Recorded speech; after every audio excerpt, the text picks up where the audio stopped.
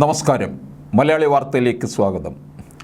വെടിനിർത്തണമെന്ന രാജ്യാന്തര അഭ്യർത്ഥന തള്ളിയ ഇസ്രായേൽ പ്രധാനമന്ത്രി ഗാസയിലെ ആക്രമണം മാസങ്ങളോളം തുടരുമെന്നാണ് പറയുന്നത്.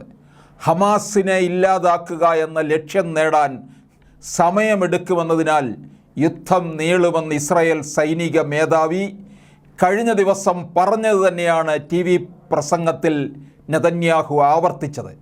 ഗാസയിലെ രണ്ടാമത്തെ വലിയ നഗരമായ ഖാൻ യൂനിസിലാണ് ഇസ്രായേൽ ടാങ്കുകൾ ഇപ്പോൾ കേന്ദ്രീകരിച്ചിരിക്കുന്നത്.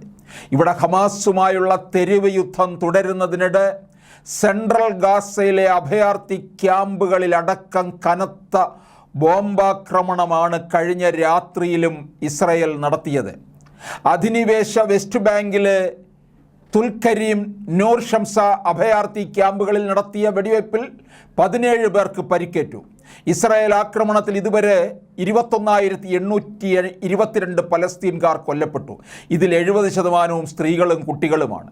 ഗാസയിലെ 40% ജനങ്ങളും പകർച്ചവ്യാധി ഭീഷണിയിലാണെന്ന് ഐക്യരാഷ്ട്ര സംഘടനയുടെ പലസ്തീൻ അഭയാർത്ഥി ഏജൻസി അറിയിച്ചു. മാസങ്ങളായി തുടരുന്ന ബോംബാക്രമണം മൂലം 70% വീടുകളും തകർന്നതായി ഗാസ അധികൃതർ അറിയിച്ചു. ഗാസയിലേക്ക് കപ്പൽ വഴി ജീവകാരുണ്യ സഹായം എത്തിക്കാൻ ഇസ്രായേൽ അനുമതി നൽകി.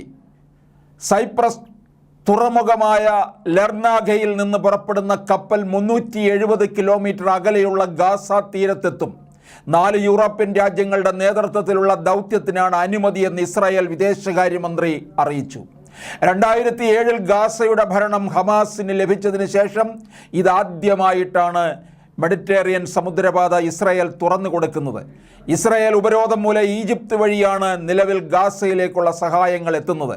ബ്രിട്ടൻ, ഫ്രാൻസ്, ഗ്രീസ്, നെതർലാൻഡ്സ് എന്നീ രാജ്യങ്ങളുടെ കപ്പലുകളാണ് ഗാസ തീരത്ത് സഹായം എത്തിക്കുക.